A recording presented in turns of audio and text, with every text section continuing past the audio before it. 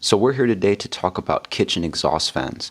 And in order to better understand exhaust fans, let's take a quick look at the components of a basic vent hood system. A basic vent hood has these components. The vent hood canopy, which is the part inside the building that you see covering over the cooking equipment. You'll also have ductwork connecting to the vent hood canopy. There will be a fan flashing that sits on the building structure, and the exhaust fan, which sits on the fan flashing. So let's take a closer examination of the different parts of the exhaust fan. But first, let's ask ourselves, what is the exhaust fan for? Well, the exhaust fan is the part of the vent hood system that extracts the grease, steam, heat, and smoke that is being produced by the equipment. The more heat, grease, and smoke your equipment produces, the larger this exhaust fan will need to be.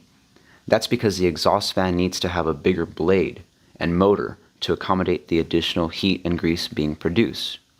This is an exhaust fan flashing. Exhaust fan flashings can be cut at an angle to make sure that your fan sits properly and level depending on the pitch of your roof. It's always good to know the pitch of your roof to make sure that a flashing is cut properly. Flashings can be made differently depending on the type of roof you have. In this example, we see several types of flashings being used on different types of roofs, cut to different pitches, with all of the exhaust fans sitting on top level. Since this exhaust fan is handling a lot of grease, it will come with a small box attached to it. This is to hold all of that excess grease that it's extracting from the air. This box will need to be emptied periodically depending on how much grease you're producing. The exhaust fan will also come with a hinge kit.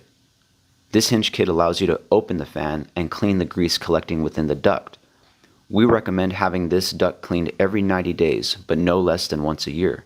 It's important to clean the fans and ducts to avoid buildup, which can hurt the fan's performance as well as create a fire hazard. One thing to remember with the exhaust fan installation is to make sure that the electrician leaves enough slack in the wiring to allow the fan to open up. There needs to be enough wire slack to move freely from the hinge kit to allow for the proper maintenance and cleaning.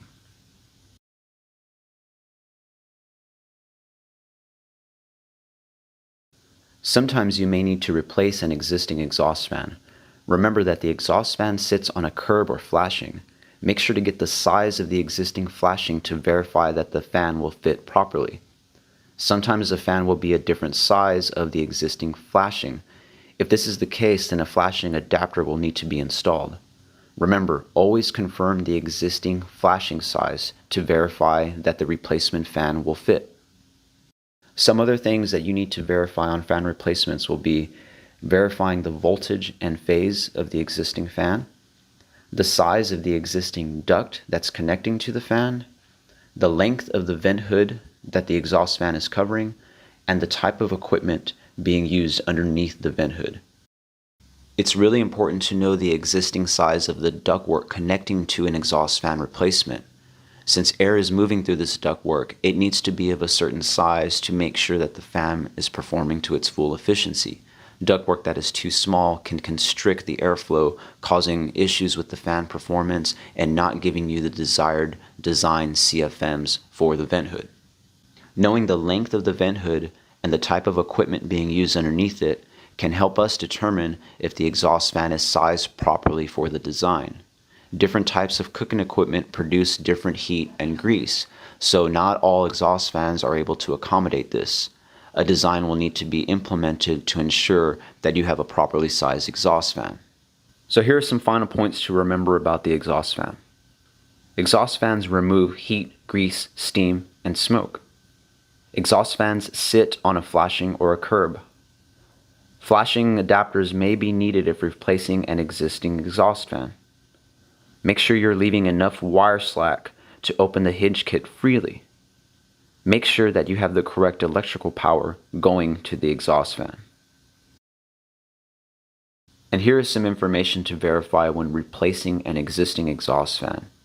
Make sure to get the size of the existing flashing.